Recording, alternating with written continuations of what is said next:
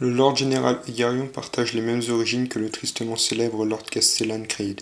Ces deux personnages sont relativement différents les uns des autres, mais pourtant assez semblables. Chef imposant et charismatique et grand stratège ne sont que quelques-uns des mots qui les définissent au mieux. La plus grande différence entre eux étant leur âge, Creed étant en effet bien plus jeune qu'Hegarion, ce dernier ayant reçu maintes cures de jouvence afin de servir au mieux les intérêts de l'empereur durant plus de 3 siècles. Hegarion ne fut placé aux commandes du 105e régiment cadien que grâce à sa position d'héritier de l'une des plus importantes familles de Cadia. Même si son père et ses tuteurs avaient pris soin de le former à la stratégie militaire, les soldats placés sous ses ordres ne le respecteraient pas tant qu'ils ne l'auraient pas vu en action, et il le savait. Il ne fallut qu'une seule bataille pour que les grognards placés sous ses ordres ne lui témoignent d'un infini respect. Durant la bataille de l'agrément de Cagnoux, le régiment détruisit 5 chevaliers renégats en les attirant sur le toit d'une grotte instable. Activant lui-même la mèche de détonation, il enterra les 5 colosses de métal 30 mètres plus bas et sous une pluie de gravats. Peu de temps après cette victoire, 2 événements majeurs dans sa vie se produisirent. Le premier fut la mort de son plus proche conseiller et ami durant une bataille contre des cultistes de cornes. Cet événement le marqua si profondément qu'il commença immédiatement à concevoir les stratégies qui le feront connaître dans tout l'Imperium comme le sauveur de vie. C'est-à-dire les stratégies peu coûteuses en hommes et en matériel. Peu de temps après la fin de son deuil, il rencontra une jeune recrue nommée Anna, durant une inspection d'un contingent de renforts envoyé depuis Cadia. Une relation au premier abord amicale se forma petit à petit entre eux. La relation se concrétisa véritablement à la suite de la bataille de Daleos Plai, laquelle Anna faillit perdre la vie face à une immense peau verte.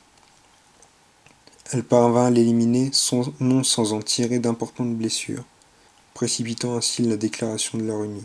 Elle fut célébrée le jour de l'ascension de l'empereur, 3 jours seulement après l'intronisation d'Hegarion au rang de Lord Général. Le Lord Général se démarque des autres officiers de par son armure de Kazarkin. Cette armure sert à lui rappeler d'où il vient et que son monde n'est plus. Elle fut grandement modifiée par la fabricateur général de Frax après l'ouverture de la Grande Faille. Cette armure est désormais au même titre que le pistolet à plasma ainsi que l'épée énergétique de maître que porte le Lord Général, considérée comme une sacro-sainte relique, notamment à cause de sa provenance originelle et de sa complexité de fabrication et d'amélioration. La garde prétorienne. Cette troupe d'élite est constituée des meilleurs éléments qui constituent la première compagnie des purifiés du premier régiment. Elle est constituée de 1000 hommes et femmes, qui ne comptent cependant pas dans les effectifs totaux du régiment. Mais ils seront prêts à donner leur vie pour Hegarion au moindre signe de danger menaçant leur maître. Cependant, ils feront en sorte de survivre eux aussi aux assauts afin de pouvoir continuer à protéger leur maître le plus longtemps possible. C'est en grande partie grâce à eux qu'Hegarion a pu survivre durant ces 3 siècles.